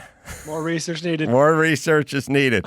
Well, good. I do like that stuff where, trying to think of like where they take like the bubonic plague and they inject it and it goes after the cancer cells or whatever. Immunotherapy. Yeah, whatever that stuff is. Like, I do like nature fighting nature. Right. I like that. I like it when there's some insect that's eating the crops and they take the praying mantises and they release them and they eat all those insects. Like, I love that. I love the cancer version of it. I love the sort of nature, insect version of it. I do always think those answers make the most sense, that there's something in nature that will defeat this other thing in nature. Some balance, some harmony. Right. All right, let's bring it home, Gina Grad. You got it. I'm Gina Grad, and that's the news. Gina Grad. That was the news with Gina Grad. Well, let me tell you about Madison Reed before we move on to our sports. Madison Reed, Mr. that is. Madison Reed's been around for quite some time. They made lovely hair coloring for women. Gina knows about it. Lynette uses it as well, and they did it for quite some time. And like, we make the good stuff for the women. What about the fellas? Well, now there's Madison Reed Mr. It's great blending natural color for your hair and beard. You can see the before and after shots just by hopping on their website. No shoe polish look here, kiddies. Nope, just a very natural look. A little less salt, a little more pepper, if you please. Quick and easy. Go online, match your color up. They give you a little kit. Put the gloves on, take the gel, spread around your hands, work it through your hair, then put the activator on, wait 10 minutes, rinse it out. Boom. Very natural, gray, deleted look for your hair, but not the weird shoe polish look, just a natural look at Madison Reed Mr. Right, Dawson? Go to MadisonReedMr.com. That's MadisonReedMr.com and use code Carolla for 10% off plus free shipping on your first box. Again, that's code Carolla. It's time to break down the game film and look at the X's and O's, the KOs and the O-Nos from the world of sports. BetOnline presents All Balls, All Sports. Oh, brother! Chet Waterhouse with the BetOnline mini update, sponsored by Glassinine, the eyeglasses that help you see stupidity coming. NFL kickoff. Finally, a reason to stay 6 feet away from Joe Buck. No fans, but open sideline mics. They make a nipple slip seem like Christmas Eve mass. Big winners: New England, New Orleans, Green Bay. NBA playoffs. Denver pushes Clippers to a Game 7. The Nuggets, more ominous than an Amazon van just idling outside your house. And finally, Peter Stanonik got his testicles crushed in a Bellator fight and had to be carried out on a stretcher. Well, it was 2 trips, 1 for each nut. It was a bad night, I'm saying. This mini update sponsored by the Thunderbirds, the Air Force belching team. Gina, I was going to go with that off-shoulder T-shirt too, but lucky I held back. Take it away, Jeff. Thank you, Chet. Our top story, of course, the NFL's back. First Sunday in the books. Probably everybody looking at Tom Brady versus Cam Newton right now. Statistically, maybe a little better day for Brady, but Newton won. Seemed to have more fun. Newton went 15 for 19, 155 yards, no TDs, but no interceptions. He ran 15 times for 75 yards, 2 TDs as the New England Patriots won by 10 over Miami. Brady, 23 of 36 for 239 yards, 2 TDs, but 2 picks. 3 carries, 9 yards, and 1 TD. I was wondering, I was watching very closely the New England game, and they're running Cam Newton. And it's like this is the first game of the season, obviously. They were down around, I don't know, the 10-yard line. He ran it. He got bonked in the head hard. Like, it looked like he may have been concussed a little bit. He went down, someone kicked him or kneed him in the head, not intentionally, but... And then the next play, just ran it again and got bonked again. And he's had some injuries over the last few years. This is the first game of the year. You're not playing a powerhouse in Miami Dolphins. I'm kind of wondering what Belichick is doing. Like, it's a long season. These guys take a pounding. He has been injured in the past. Why are we calling his number so often? Like, it sounds like sounds winning. Like you're going to win. You win, but it's a long season. Like, it's going to take a lot of punishment. That's Cam at his best. Yeah, they got a pretty good, better offensive line than Cam's used to. I mean, you could see him kind of, who are these guys in front? Oh, that's my offensive line. So I think eventually they will gel. They'll know what his favorite holes are, where his favorite cuts are. I think they got a really good chance with this. And the bonus is, every drunk in Boston is like, yeah, I knew it. I knew it was Belichick in the system. Yeah, you know, it's funny because I was watching the game and Dickie from the Bostones was hanging around with us. And when Brady took the field with Tampa Bay, all the guys were like, hey, it's Tom. Look, looks good in the Tampa uniform. We wish him well. And he's like, oh, yeah, what happened to all the hate I've heard for 20 years of, I hope that guy dies. I hope a light falls off the stadium and crushes him. And all of a sudden, it's like, yeah, I'm rooting for Tom. Let's see if we give it a good go. And it's like, it's so true. Every guy who hated Tom Brady, the second he went to Tampa, everyone just gave it up.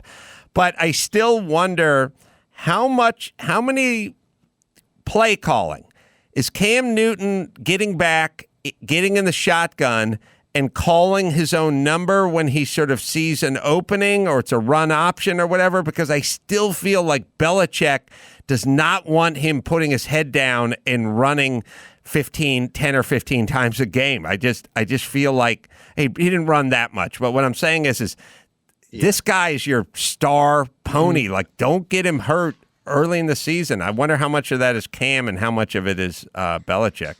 Yeah, he's going to be the one coach, though, who's going to be able to just bust balls with the officials and start getting those calls that Cam never got in Carolina. You know, he's going to start busting the officials down and making sure they call roughing the passer, late hit, et cetera, et cetera. Yeah. And I think they probably got better drugs or a better trainer or both in New England. So could have been games. I didn't watch the whole game. Could have been game script too, because the Patriots don't have a lot of offensive weapons, at least not scary ones. You know, you wouldn't say a lot of those are marquee players. You know who looked lost was Gronk. Yeah. He did not look. I mean, Brady looked okay. He looked like a quarterback having, a decent day. And his team wasn't helping him out much. But Gronkowski he wasn't turning for balls. He was kind of not there today. I'm not sure how that's going to work out for them. Well, football, all sports are this way, but you can't Gronk's taken a year or two off, right? I mean, has he taken a couple of years off now, or has it just been 1 year? It's pretty tough. I think it was one full year and one injured year. We can look into that. It's kind of a lot to expect him just to kind of hit the ground running when you've been basically partying for a year. I mean, he's in great shape, but I just mean just the rhythm of football. But you didn't enjoy his scintillating gigs hosting various shows. You don't think that snapped him out of it? Has it been 1 year, Max, that he's been retired? Either way, they looked pretty mortal. Yeah, 1 year. 1 year, Gronk and Brady. Although Brady kind of came out firing, definitely scored first and kind of looked like he was going to keep marching on, but then looked pretty human, throwing a few picks. And they had a tougher opponent too. Let's be clear. That's true. Oh yeah, That's true. New Orleans tougher. The Saints are quite a bit better than the Dolphins, and it was funny because I was watching Cam celebrating on the sideline. And I don't think Cam has won a game in a while, but Cam was doing a lot of celebrating. And someone had to explain to him, Cam, this is New England, and we're at home, and we're playing the Dolphins. We have won 28 out of the last 29 games at home against the Dolphins. Act like you've been there. Act like you've been there. All right, what else? That tremendous argument by Ace, sponsored by 3 guys from Italy restaurant. Why do you got to know their names? What's it to you? You like the food? Shut up and eat. Next, Denver pushes the Clippers to a Game 7. This makes 2 in a row now that Nuggets have come from way down. They erased a 19-point deficit in the second half. Jamal Murray and Nikola Jokic, their manic cycles apparently in sync. They scored like crazy in the second half, 65 points. They easily beat the Clips by 30-plus in the second half, and led by Coach Mike Malone in Denver. And I say that only because we should know his name probably at some point, and nobody does. I would like to sit all the Clippers players down and all the Nuggets players down and go, explain your team name. What are the origins? Give us the history. What does this have to do with the Nuggets? What are the Nuggets? What does that have to do with Denver?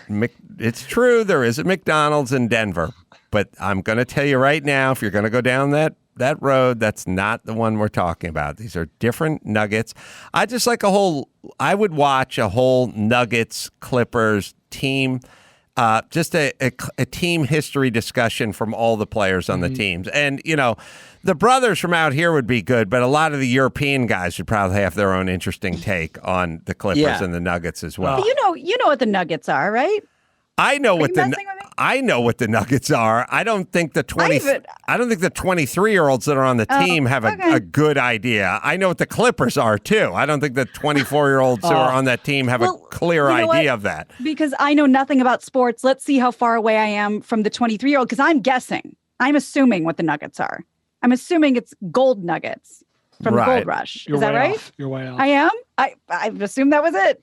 Yeah. And you might get that, but I'd like to really drill down, pardon the pun. Like, I'd like to hear about some dates and how this all panned out, pardon the pun. Like, this is Prospector. Right. This is where we really missed the Seattle Supersonics. Yeah. Right. Yeah.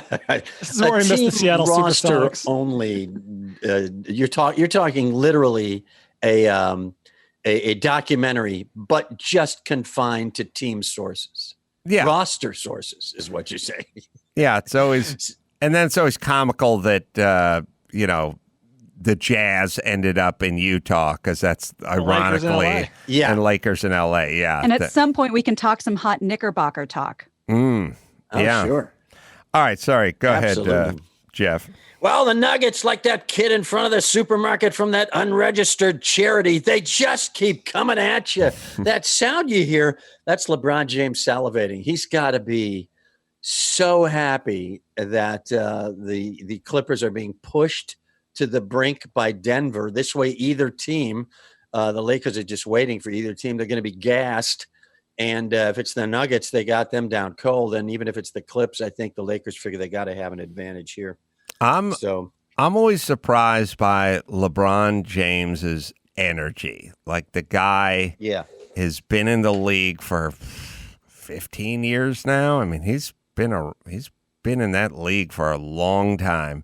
Phenomenon. He's not young by NBA standards at all. He's got a couple gray whiskers in his beard, and he still just hustles it down that court, goes for the block, and the alley-oop and the fast breaks. And I know it sounds like I'm just talking about basketball terminology here, but like, I'm old enough to remember when Kareem Abdul-Jabbar didn't really feel like hustling back down on defense and stuff like that. Like, you were 34, you're a perennial all-star, you're a scoring machine, and it's like, I'm not going to bust my ass to get back down on defense. LeBron is chasing guys down.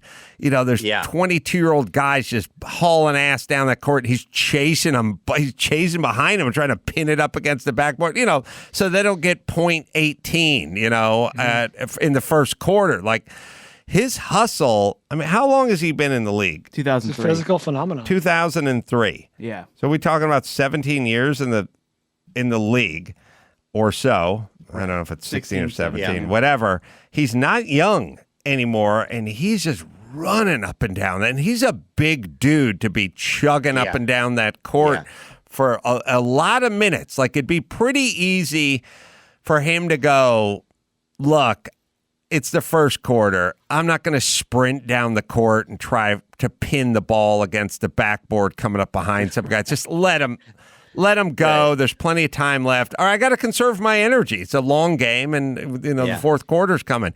He's just trucking up and down that court like possessed. So I'm pushed to the brink just doing the audio run through with Dawson. I'm exhausted. I got nothing left. That item sponsored by Needle and Thread, the Amish Bedazzler. Next, you got Bellator, the fighting group league style. Fighter Peter Stanonik left the Bellator 245 bout in tears on a stretcher after a bazooka spin kick to the groin from Raymond Daniels. And not to quote America's Funniest Home Videos, but I believe we have footage. If we footage. Stanonik. And he's down. Wow, you could hear that. I saw. Done. Josh. Oh, my goodness. Wow. Is that allowed? Was that more than one? No, that was the same one. The same one, okay. Again, otherwise she'd be cruel and Bellator, unlucky. some they wear a cup, obviously. And Didn't do a damn lot of good. Cups are pretty effective, but when you're hit with that kind, it's like saying, well, I can't get a concussion. I'm wearing a helmet. Like, yes, you can if somebody hits your head hard enough, or you hit your head hard enough on the ground. So, that was a major kick to the groin. Yeah, Daniels won the fight and a lock of Lincoln's hair. I didn't know that. That was not worth much. Now, the other guy... Not worth as much as you think. It's a foul, right? That kick's a foul. Yeah, it's unintentional, but it's a foul. But the other guy can't continue. So normally they would give the win to the other guy unless it's too early in the fight, like it's in the first round.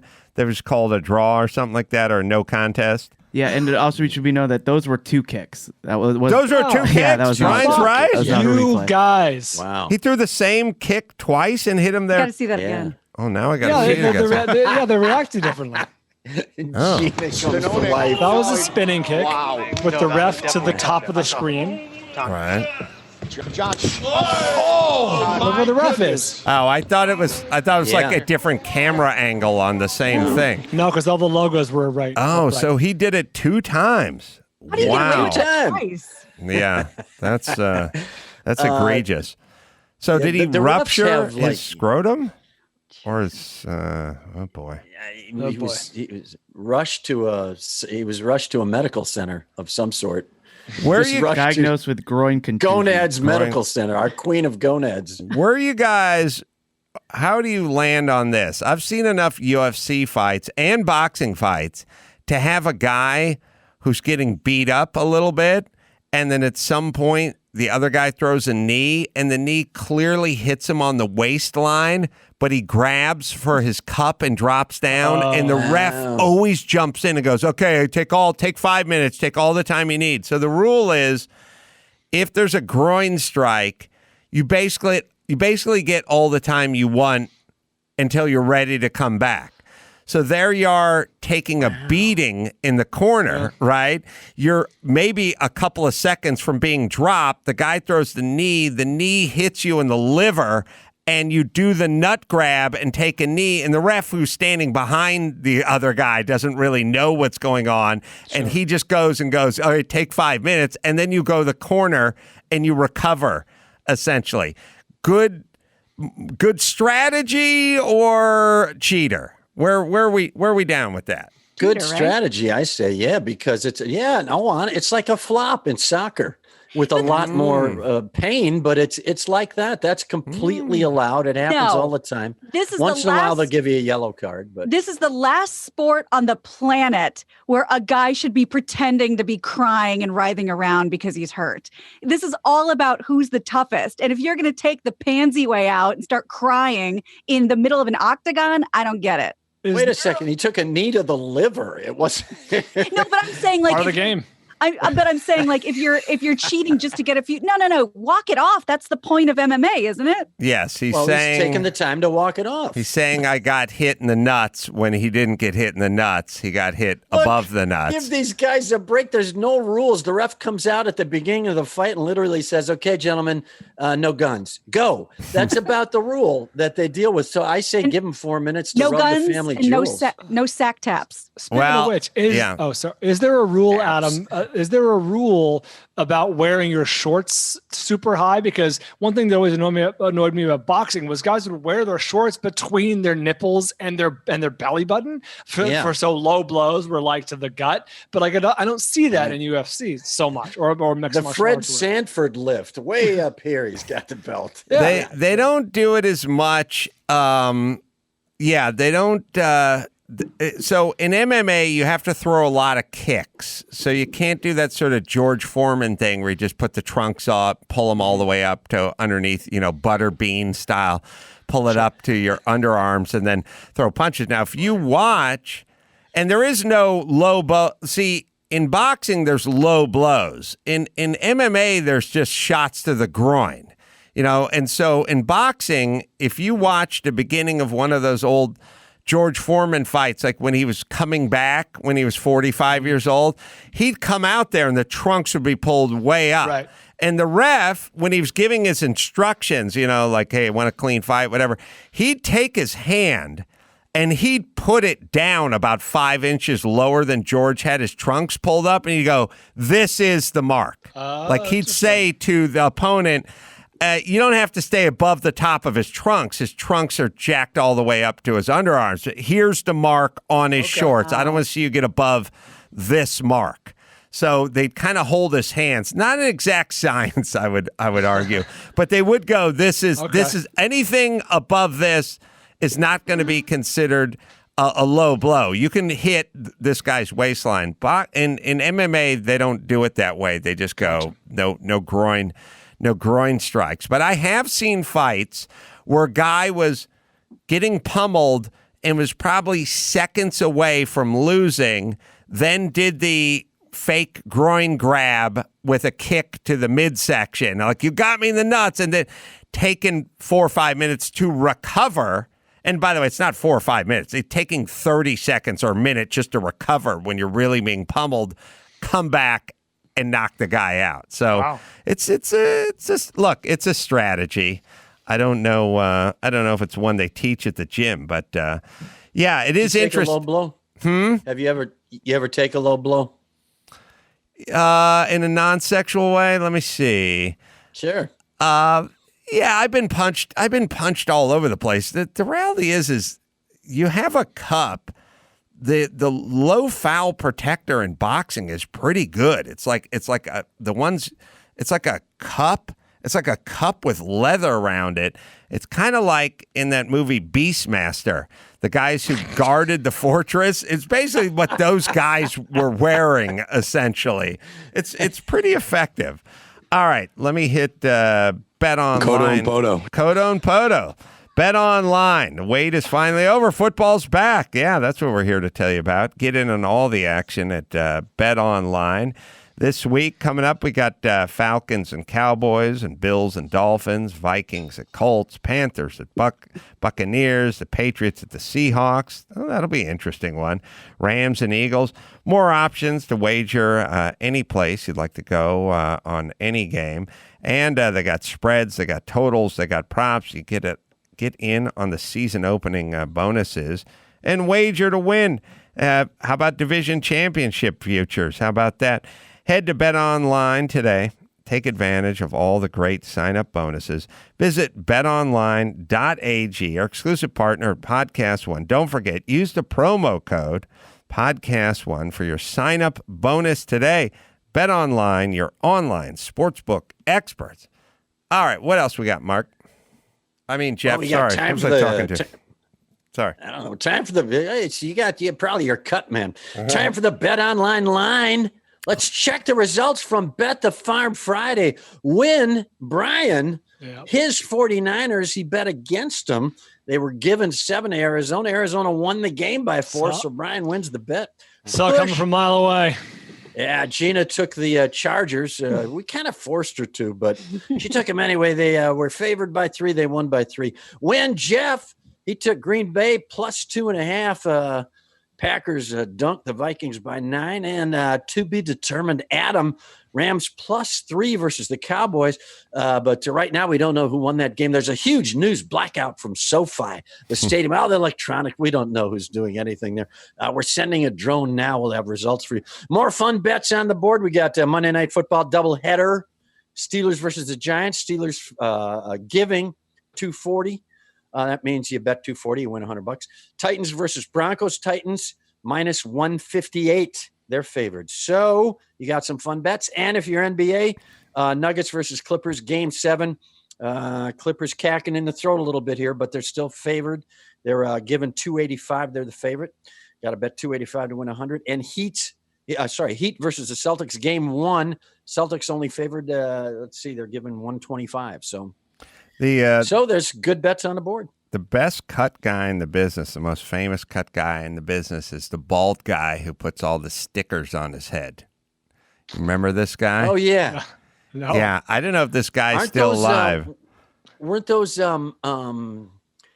stitches? Weren't those like Band-Aid stitches? No. I thought that's what he had on his head. No, he's a shaved head guy, old guy. I don't know if he's still alive, but he puts stickers on his head. He did his. You go to Ohio State?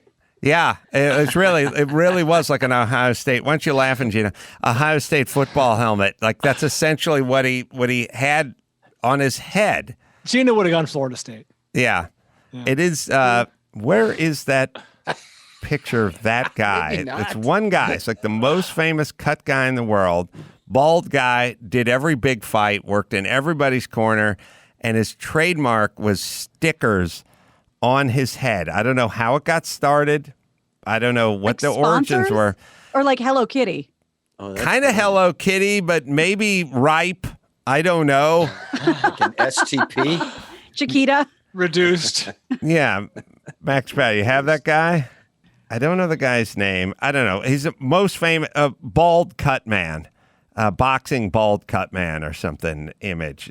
He's the most famous cut man in the world. But I don't know if he's still with us.